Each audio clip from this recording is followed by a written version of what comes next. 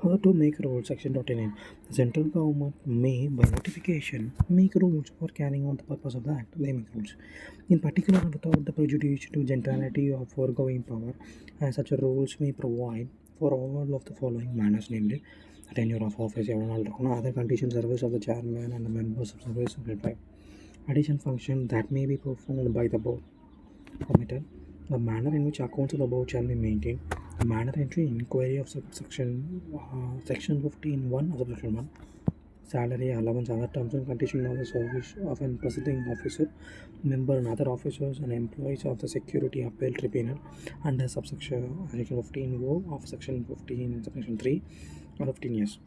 The procedure for the investigation of misbehavior or incapacitating of presiding officer or other members of the Security Appeal Tribunal under section 15(q) of subsection 3.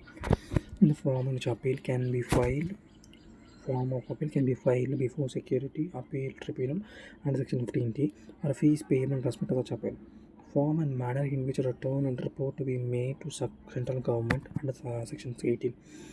Any other manner it to be or may be presiding or respecting which provision to be or may be made by the rules.